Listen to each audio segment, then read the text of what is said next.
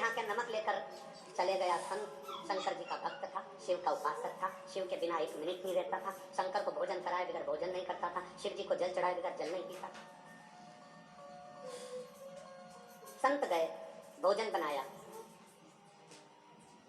और भोजन बनाने के बाद भगवान को भोग लगा दिया महादेव जी। साहूकार गया अपनी दुकान पर और बेटे से पूछा, क्यों बेटा, क्या क्या बेचा?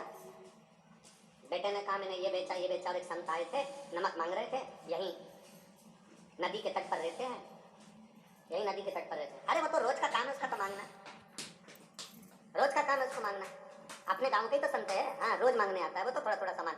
आज क्या मांग के ले गया? नमक मांग के ले गया, दे दिया। हाँ, कौन से डब्बे में से दिया? इस डब्बे में से दिया। जैसे ही कहा इस डब्बे में से दिया, साहूकार की आंख में जल भर गया। वो डब्बे में नमक नहीं था, उसमें जहर था। जहर? बेटा तूने गलती कर दी। साहूकार तोड़ा संत के दरवाजे पर। संत ने तो भोजन बनाकर महादेव को भोग लगा दिया था। महादेव को भोग लगाकर संत भोजन की थाली लेकर पहला रोटी का टुकड़ा तोड़ा ही था, इतने में साहूकार पहुंच गया। बाबा जी, हाथ जोड़कर निवेदन है, आप इसको मत पाओ, ये भोजन में जहर है। मेरे लड़के से गलती हो गई, नमक की जगह जहर उसने दे दिया। उसको मालूम नहीं था, पहली बार दुकान पर बैठा था, पहली बार दुकान पर बैठा था, उससे गलती हो गई। बाबा क्षमा कर दो। नहीं, मेरे महादेव को मैंने भोग लगाया है, अब तो मैं इसको खाऊंगा। जब मेरा महादेव खा गया तो मैं कैसे रह सकता हूँ? रोटी का टुकड़ा तोड़कर सब्जी के साथ उस संत ने खाया।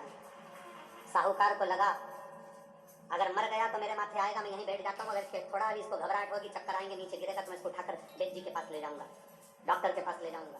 संत बैठ गया, संत ने भोजन करा, विश्राम करा, साहूकार वहीं बैठा रहा। पूरी रात साहूकार जागता रहा, संत सोते रहे। सवेरे संत उठे, अपनी नित्य क्रिया करने के लिए जाने लगे। साहूकार को लगा संत के प्राण बच गए। साहूकार भगवान शंकर को प्रणाम करने के लिए गया मंदिर में। बाबा, आपने बड़ी करुणा करी, जो संत के प्राणों को बचा लिया। ऐसा कहने के लिए वो मंदिर के अंदर शिवलिंग के सामने जैसे पहुंचा, शंकर भगवान के शिवलिंग के सामने पहुंचकर क्या देखता है कि शंकर जी के शिवलिंग के दो टुकड़े हो गए थे, शिवलिंग टूट गया। गले में डाला हुआ रुद्राक्ष, घर के मंदिर में रखी हुई शिवलिंग, कुबेरेश्वर धाम से लाया गया कंकर, अगर बीच में से टूट जाता है, थोड़ा थोड़ा करके घिर जाता है, तो समझ लेना कि कोई बहुत बड़ी समस्या आई थी और भोलेनाथ ने अपने ऊपर झेल लिया।